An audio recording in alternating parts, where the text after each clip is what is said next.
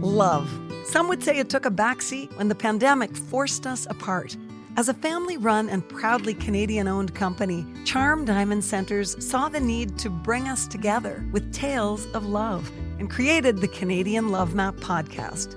Since then, we've shared hundreds of real, uplifting stories that prove love conquers all.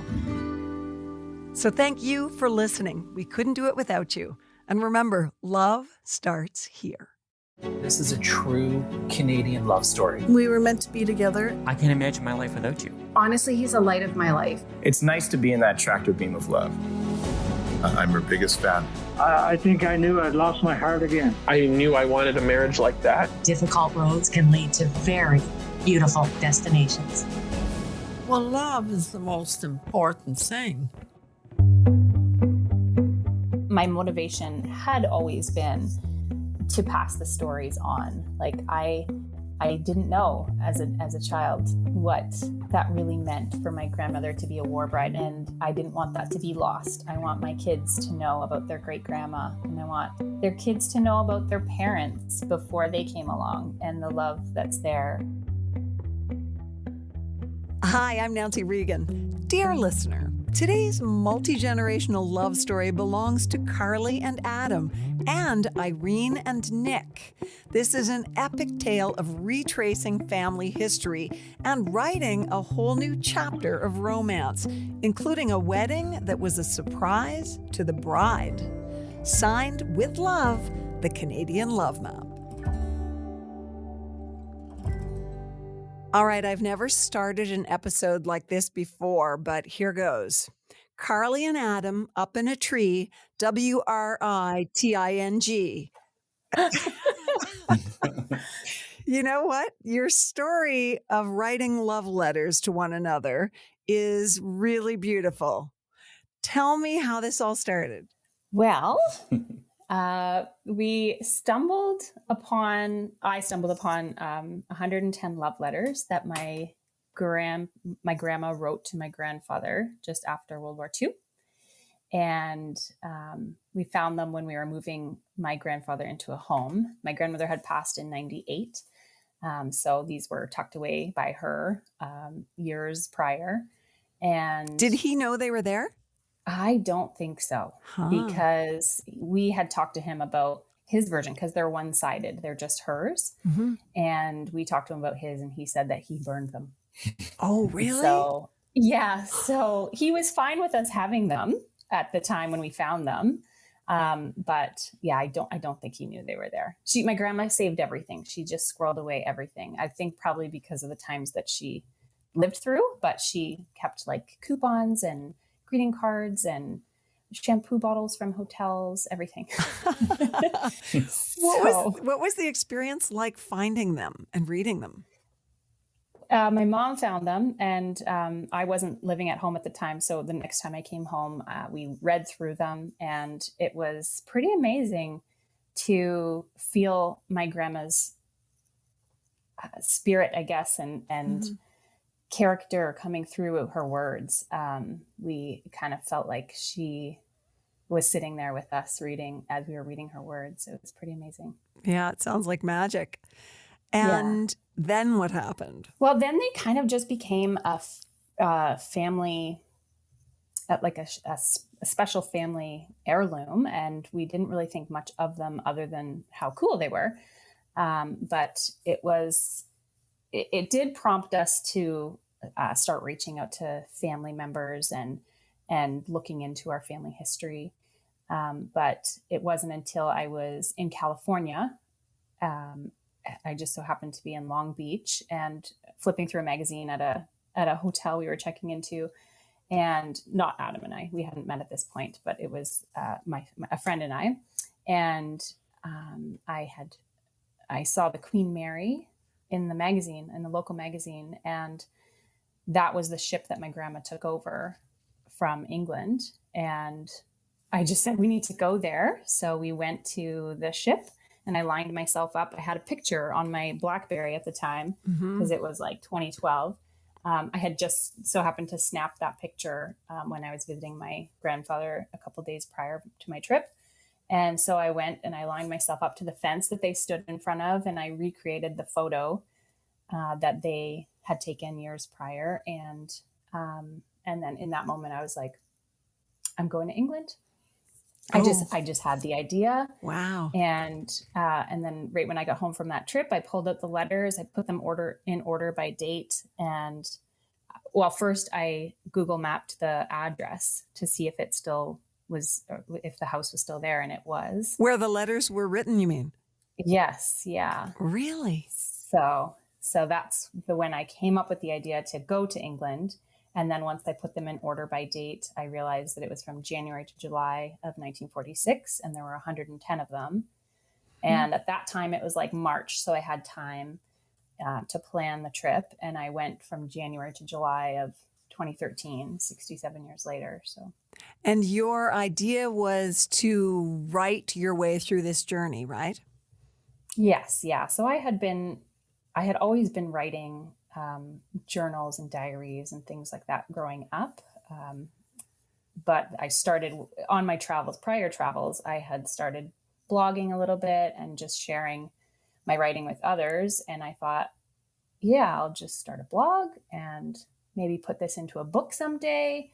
And yeah, one thing led to another. Okay, so where does Adam come into this picture, please? I had been in lots of serious relationships and I just needed to be on my own. And I remember having a conversation with somebody saying like, I'm done. I just want to be on my own. So, that's when it tends to happen, isn't it? Yes. Yeah, it really is.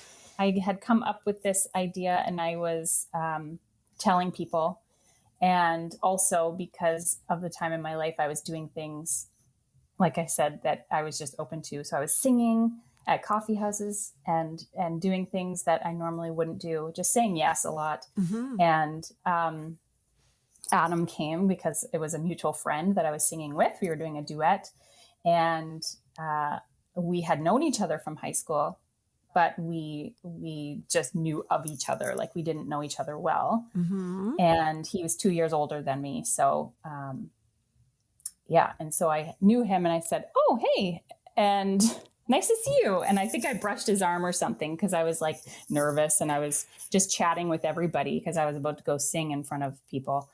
And I didn't really think anything of it. He messaged me that night and said, oh, you did a really good job. And I actually didn't respond. Oh, no. So it was, yeah, I was just so wrapped up in all of my stuff, what I was doing, that I thought, oh, that's nice. Okay, let's go from she said to he said. Adam, what was your take on that whole situation? I would say probably pretty similar. Like, I was there to watch my friend. He's a guitar player, and the two of them were singing together. So, it was just an honest thing, just saying, congratulations. It was, you guys did a great job singing your song. And I don't know if at that point you had mentioned that you were going to England or if it was a little while later. But I had lived in England myself for 2 years. I had taught in England for 2 years. So I think I just said, if you want to know anything about England or, just shoot me a message. And, I know a little bit about it from being there for a couple of years. So. Okay, so tell me the truth, Adam. Was that just a friendly email or were you interested? Well, she's pretty cute. That's my answer right there. Okay. Yeah. Yeah. So you must have been disappointed when she didn't respond. Yeah, probably a little bit. Oh, he's covering over any negative sentiments now, I can tell, Carly. He doesn't want to say it in front of a national radio audience or anything, or a podcast audience.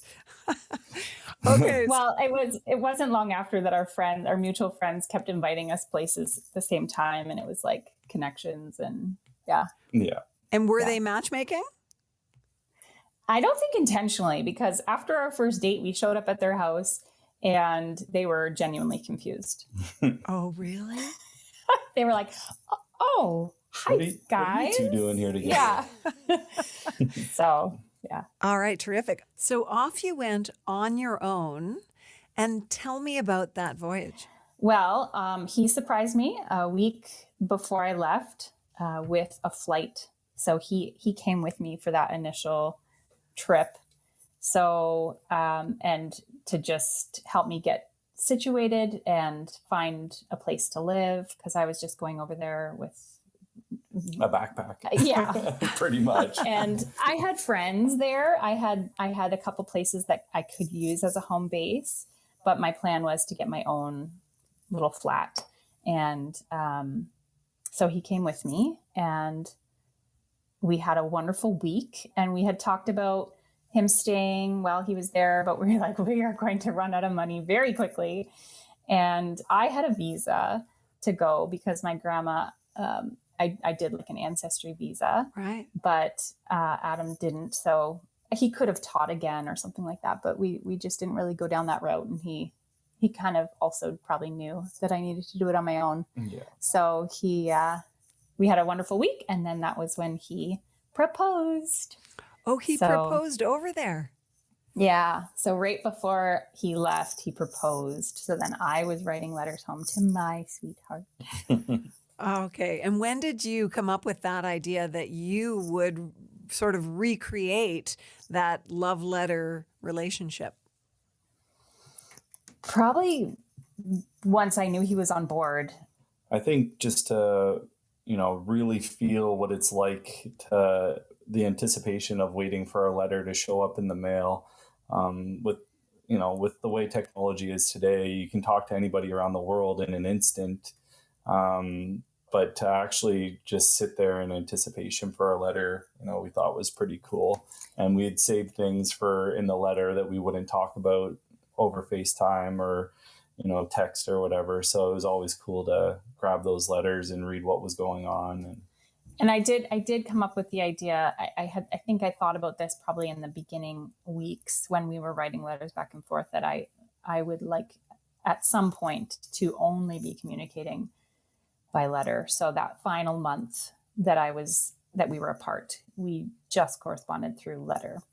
And that was pretty hard because I even had to kind of cut my parents out and not talk to them because they were seeing him so much. Yes.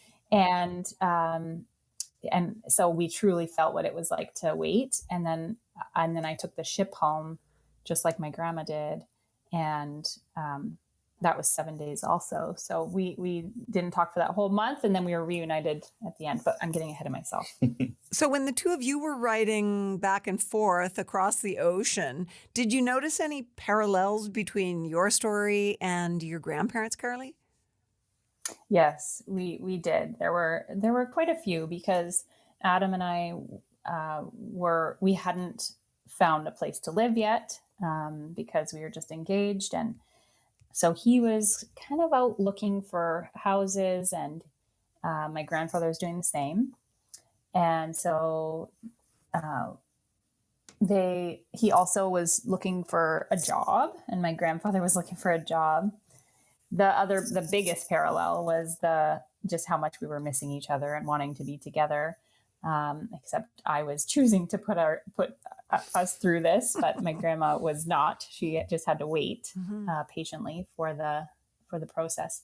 But and then just talking about our future a lot. They would talk about future children, and so would we, and what we kind of wanted with our lives, and so that was really, really neat to see what changes and what doesn't change over generations and decades. And yeah.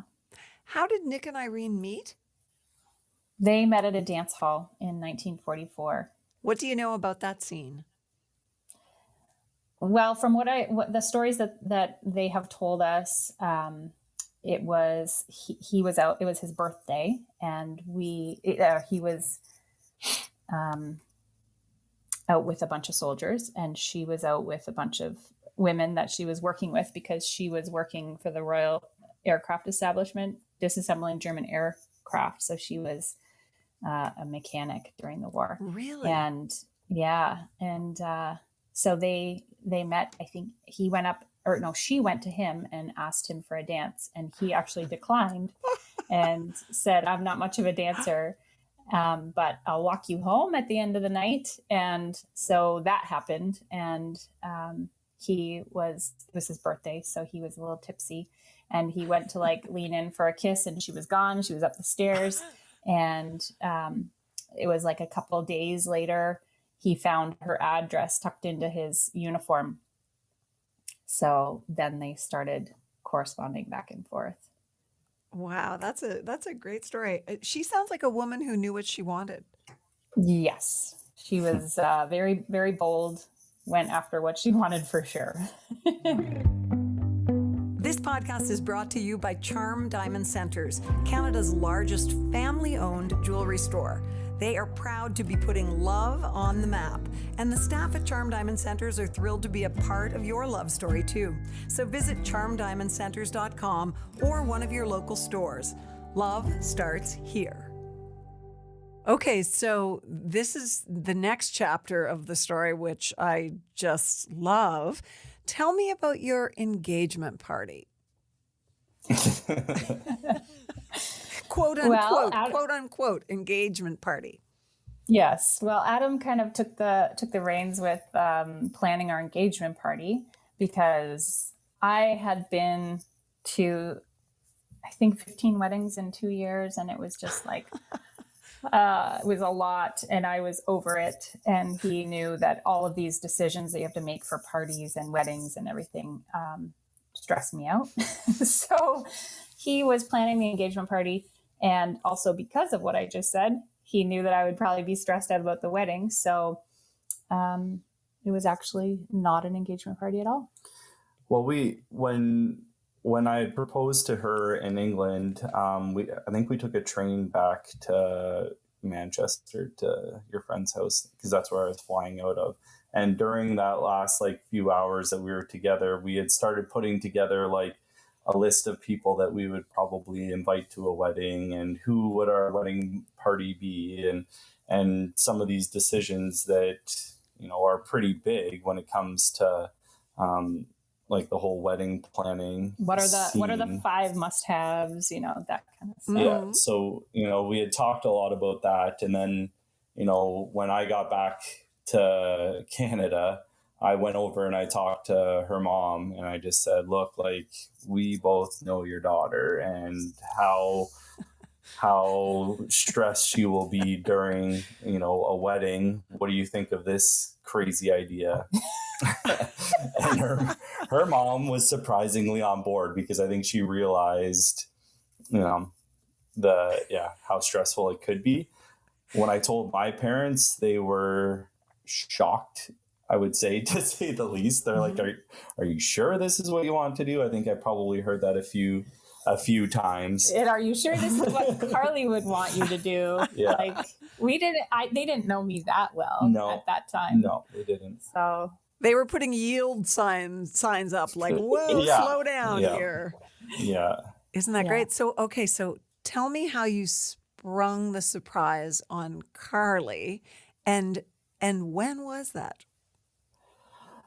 Yeah, so I sprung the surprise on Carly on the day of the engagement party / wedding. We woke up in the morning, and I had written her one final letter, sort of, kind of outlining what the day was going to be, and that everything was taken care of, that all the people that were supposed to be there were going to be there, and her makeup person was on her way, and her hairdresser was on her way, and all these different things. So I think it was probably 8 or 9 in the morning, and the engagement party was set for maybe 2 or 3 in the afternoon. So you had her read this letter out loud, and I know that because I've watched the video, and in this video she's reading it, and that's when. So as she's reading, Carly, that's when you discovered that you were actually getting married that day. Yes. Yeah. What was that like? Pretty wild. As you can see by my face in that video, I was very shocked. but also really excited. It was just a lot of emotions all at once. And of course, I had a couple moments after the video was turned off where I was like, what? And just making sure that all of the things that I really wanted were done. And I did make a couple changes, last minute changes, but it was all doable. And I had already bought my dress, because I bought my dress in England when my mom came to visit, because she was already in on it. And so a lot of the big things were already taken care of, because we had a date set for, I think, 6 months later. Yeah. Okay, people are going to want to know how they can see this video. What are the words to search for? Carly and Adam's surprise wedding. Yeah, it's worth it. Trust me. Money back guarantee. Okay, so tell me about the ceremony. It was lovely. It was in the backyard of his uncle's house, and it was. Who didn't know that it was a wedding? Yeah, they didn't even know. People were like, "That kind of looks like an aisle," and what is happening here? So yeah, everybody was surprised, and yeah, it was beautiful. And he came in on a motorcycle. Yes, tell me about that moment, please. Well, that kind of that was kind of a part of our love story, because when we first started dating, that was my mode of transportation, was that motorcycle. So I would show up to like her place or her parents' place or wherever we were going. I would show up on this motorcycle. So it became pretty, iconic, I would say, in our relationship, because we traveled a lot of different places on that bike. So yeah. That's in the video as well. That was a last minute addition, right? Or did you always know you were gonna? I don't know if I knew that I was gonna.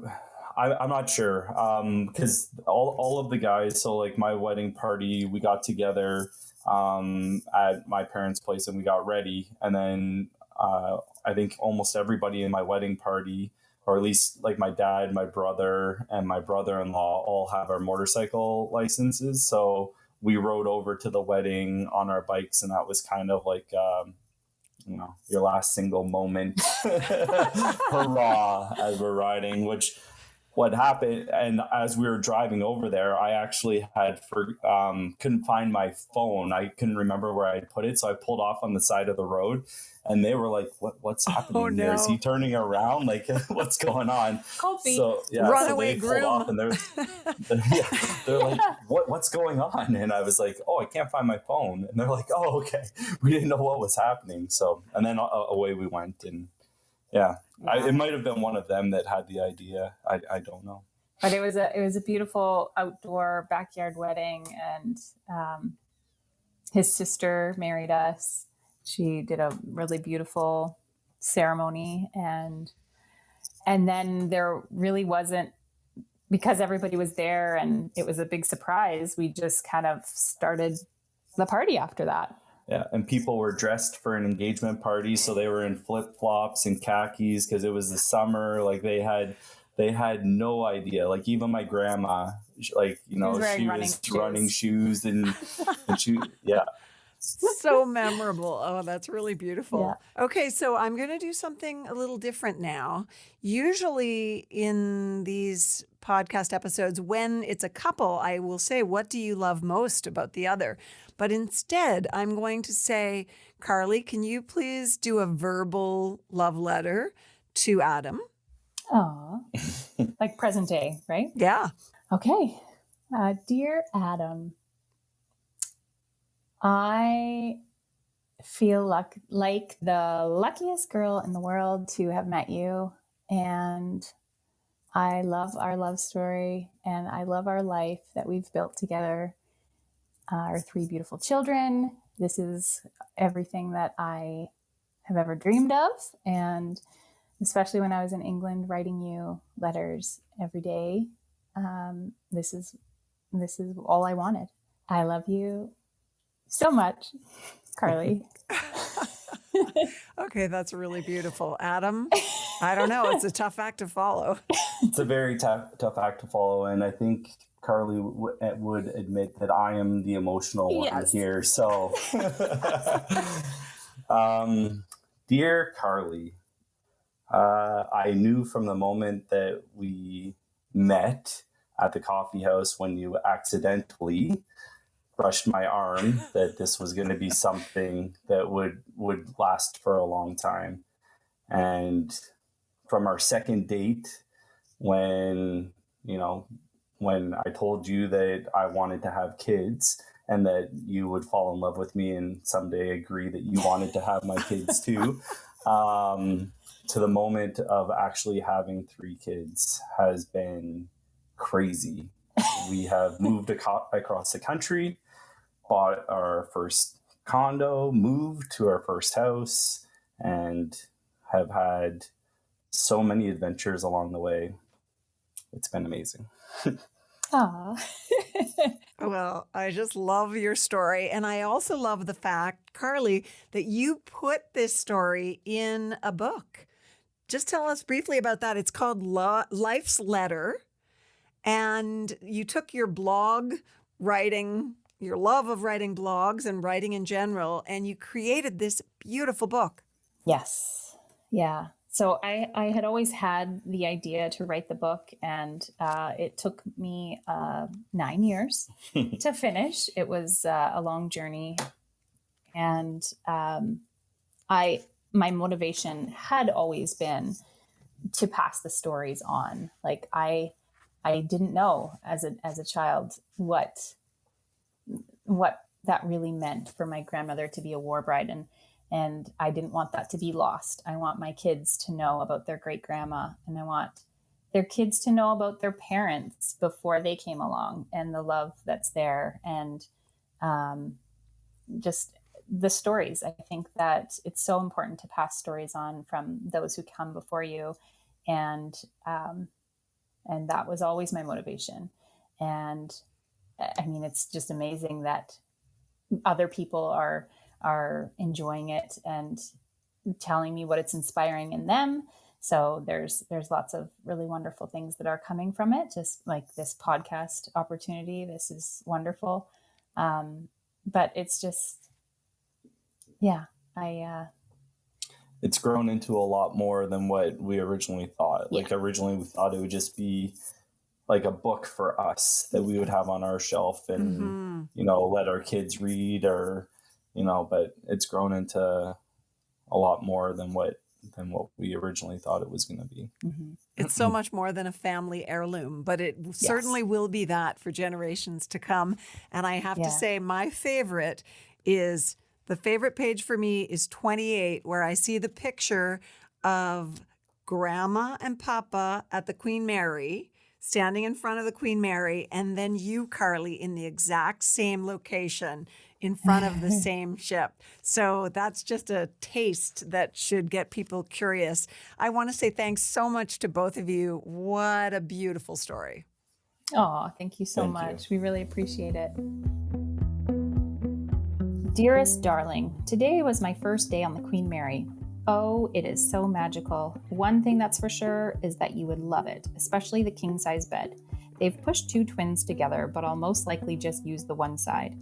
My day of traveling here started bright and early. I was a little stressed and, let's be honest, a hot mess. And now I'm sitting on the lounge chairs on deck 7, where I sat while we sailed away from the harbor. I met some nice folks our parents' age and enjoyed the sailboats going by as we blew our whistle upon departure. It was magical, and it made me think about what it must have been like for my grandma. The sound of the whistle alone must have filled her whole soul with excitement. I can't believe I'm here, babe. Finally, at last, on my way home to you. Thank you for being so supportive of this adventure, my love. I couldn't have done any of this without you. Love you, Carly. XOXO.